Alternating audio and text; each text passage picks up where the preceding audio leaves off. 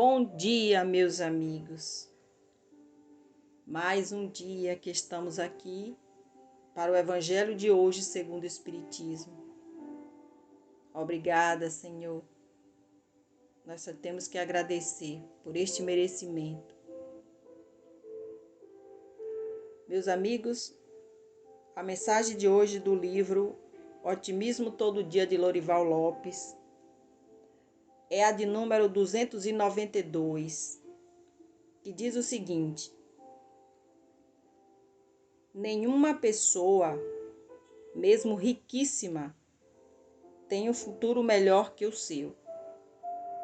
Deus, o tempo, o amor, teceram para você uma felicidade que está a caminho.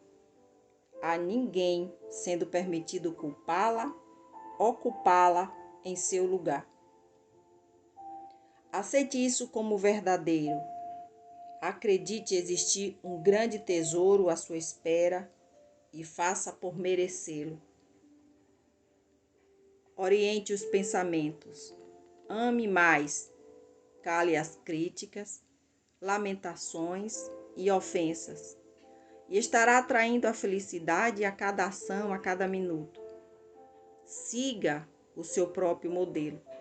Solte a alegria, o sorriso, o bom pensamento e jamais desanime da boa intenção. Há ricos que quanto mais riqueza têm, mais infelizes são. Meus amigos, o capítulo de hoje do Evangelho segundo o Espiritismo é o 8. Bem-aventurados os puros de coração. E o item é o 18. Deixem que venham a mim as criancinhas. Pelo espírito de João, o Evangelista, Paris, 1863. Disse o Cristo: deixem que venham a mim as criancinhas.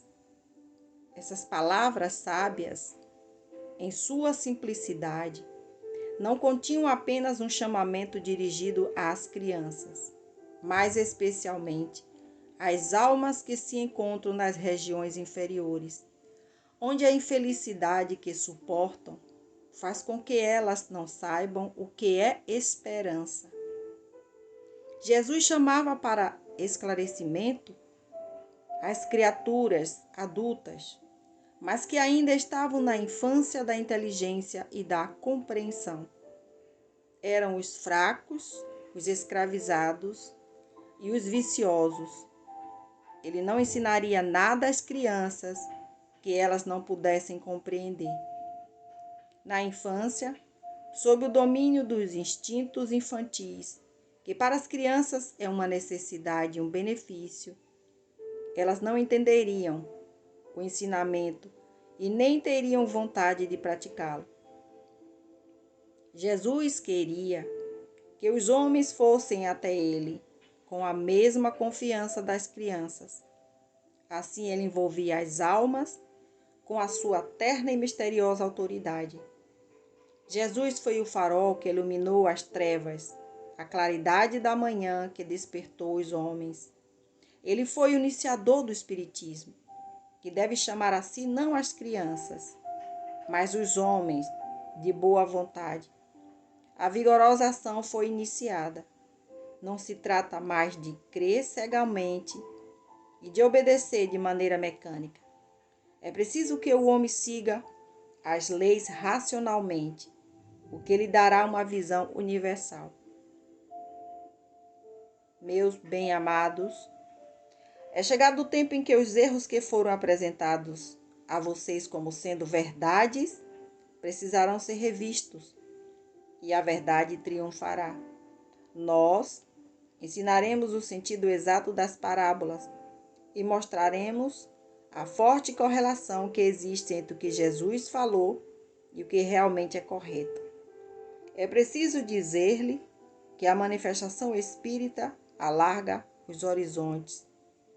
E eu, João, o Evangelista, Aqui estou como seu enviado, pois a manifestação espírita resplandecerá como o sol acima das montanhas.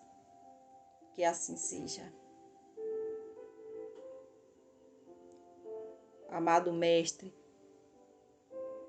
mais uma vez, só temos que te agradecer por mais uma mensagem de luz.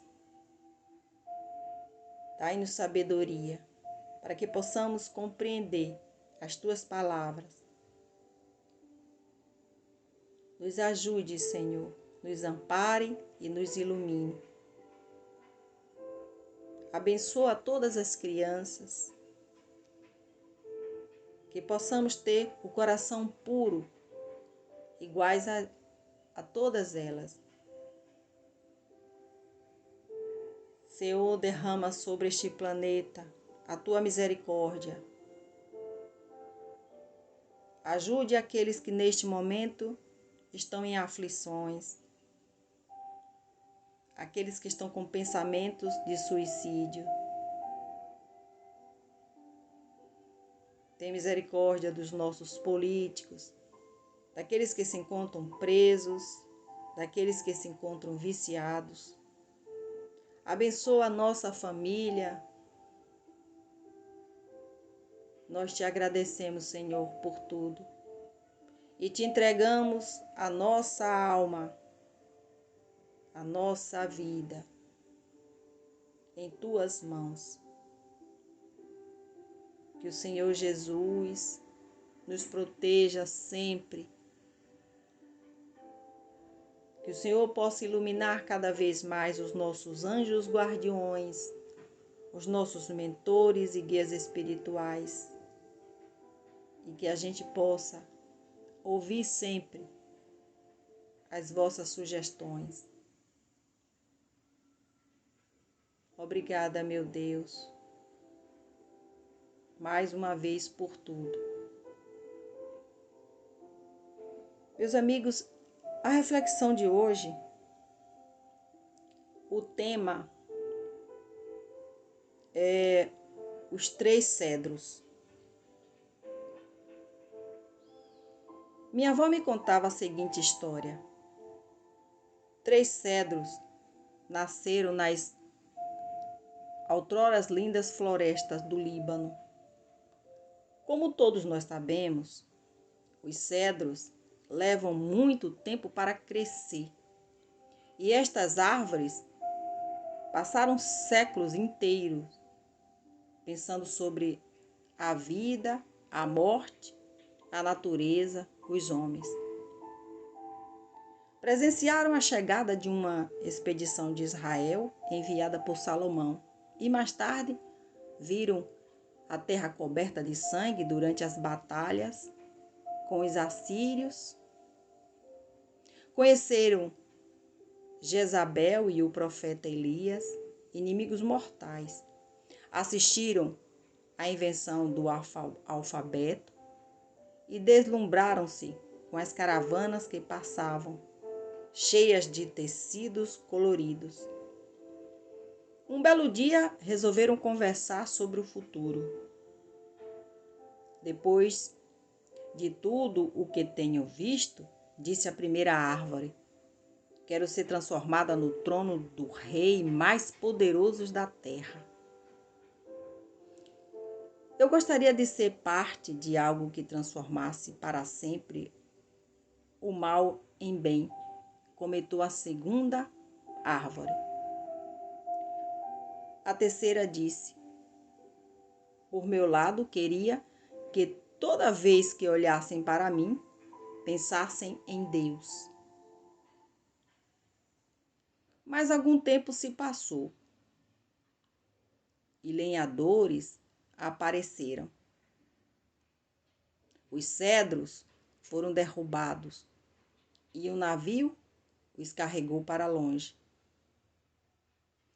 Cada uma daquelas árvores tinha um desejo, mas a realidade nunca pergunta o que fazer com os sonhos.